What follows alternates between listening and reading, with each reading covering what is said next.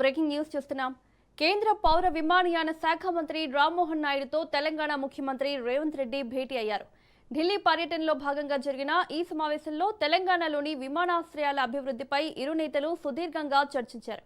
ముఖ్యంగా రాష్ట్రంలో కొత్తగా ప్రతిపాదించిన ఆదిలాబాద్, వరంగల్, మామునూరు విమానాశ్రయాల డిజైన్ల రూపకల్పన, అక్కడ కల్పించాల్సిన మౌలిక వసతులపై రేవంత్ రెడ్డి కేంద్ర మంత్రితో చర్చలు జరిపారు.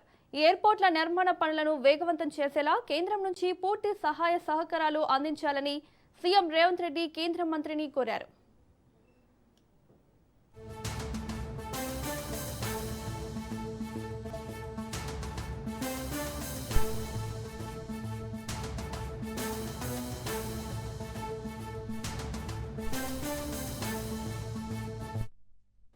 తెలంగాణ ముఖ్యమంత్రి రేవంత్ రెడ్డి కేంద్ర పౌర విమానయాన శాఖ మంత్రి రామ్మోహన్ నాయుడుతో భేటీ అయ్యారు. ఇక ఈ భేటీకి సంబంధించి మరిన్ని వివరాలు మా ప్రతినిధి సునీల్ అందిస్తారు. సునీల్, ప్రస్తుతం ముఖ్యమంత్రి రేవంత్ రెడ్డి ఢిల్లీలో పలువురు కేంద్ర మంత్రులు కలిసి రాష్ట్రానికి రావాల్సినటువంటి పెండింగ్ ప్రాజెక్టులు కావచ్చు, పెండింగ్ బకాయిలకు సంబంధించిన అంశాలపై కూడా కేంద్ర మంత్రులను కలిసి విజ్ఞప్తి చేస్తున్నారు. ఈ రోజు ఉదయం నితిన్ గడ్కరీ, జాతీయ రహదారులకు సంబంధించిన కేంద్ర మంత్రి నితిన్ గడ్కరీని కలిశారు. ఆ తర్వాత ఈ కొద్ది క్రితమే రామ్మోహన్ నాయుడు, పౌర విమాన శాఖ మంత్రిగా ఉన్నటువంటి రామ్మోహన్ నాయుడు కలిశారు. అయితే తెలంగాణ రాష్ట్రానికి రావాల్సినటువంటి ట్రిబుల్ అంటే రీజనల్ రింగ్ రోడ్ సంబంధించిన అంశంపై కూడా నితిన్ గడ్కరీతో సుదీర్ఘంగా రేవంత్ రెడ్డి చర్చలు జరిపించారు. ఆ తర్వాత రామ్మోహన్ నాయుడుతో అటు ఆదిలాబాద్ ఎయిర్పోర్ట్ కు సంబంధించిన భూసేకరణ విషయాలు కావచ్చు, మరోవైపు వరంగల్, మామునూరు సంబంధించిన భూసేకరణ ఇప్పటికీ కంప్లీట్ అయింది.